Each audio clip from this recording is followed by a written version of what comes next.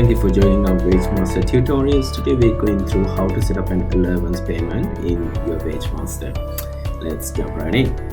So I already opened my Wagemaster. So if you want to create a new allowances or want to have a review on your current allowances, you just click on setup, select the allowances option. So I do have like a lot of allowances here because it's a test file. Now I'm gonna add a new one in. So you go and click the add option, open the wizard. Either you can select a standard allowance or the unit based allowance. Now the standard allowance is that either paid by the hour or the shift per week per pay or on a percentage basis, but unit base is different as allowance that based on number of units. So a standard allowance can be your meal allowance or let's say uniform or home internet or something like that, which is a standard amount every pay. But the unit base, it can be travel allowance especially, or the employee getting paid per unit or per job. So I will select as standard, then click on next. Now you just need to put a description to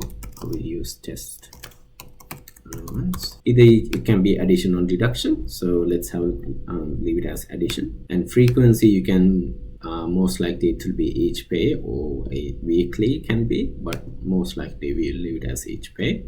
And the amount, so this will be, let's say $20. You can put the minimum and maximum amount, but most likely you're gonna use the standard amount.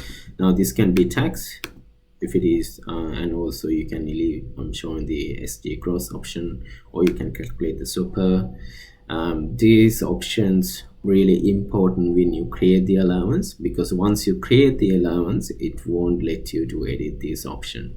So just be mindful. If you're not sure, that's where you can cross check with your either accountant or either from with us. So I'll leave this as tax include, and also showing in the payment summaries. Next, now with the ATO payment summary option, this screen will be a little bit different to the STP2. So this payroll file is not completed with STP2. It is still on STP version 1. So in the STP2, you're gonna see select the STP2 subgroup. So depending on the allowance, either you have to select like what's the subgroup for the this allowance type. There was a free webinar, and we've done multiple videos on the how to go through the upgrade your file to STP2 if you haven't still, and also you get more information on those videos. So with this one, I'm not gonna take any of these options. Most likely it should have select ATO payment summary as an allowance, and also report an STP as a ATO type. It should be, I can be select other. Now this is the confirmation, or like the summary screen. It's going to be give you the it's addition type, each pay $20, applies before tax, yes, and also super contribution and the GL account expense allowance. Right, let's create the addition allowance. Now let's have a look on the deduction allowance. It's the same wizard. Instead of here, you just put type as a deduction.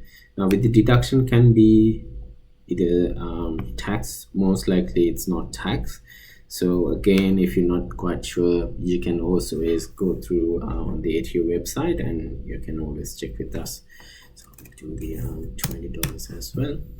Now with the STP1, there was an option you not take any of these options, and you can simply go into next. With the STP2, that's where ATO close this option. Now you must need to select the STP2 subgroup. Alrighty, again with the allowances, just be mindful, especially you're on STP2, and with the new ATO regulation, you cannot process any of your employees gross wages through an allowances unless they getting paid per unit or per job. So for your sharers, you can still use the allowances to process their wages, no issue. But for the other payments, like if you do have like casual employee and you use the allowances to process their gross wages, you need to stop that and complete the STP2 migration correctly, and you need to report in a correct manner. If you're not quite sure with this one, give us a quick ring. We can help you with that one. And this is how you set up the allowances. We will cover the child support payment in another short video, so you can have a look on that one too.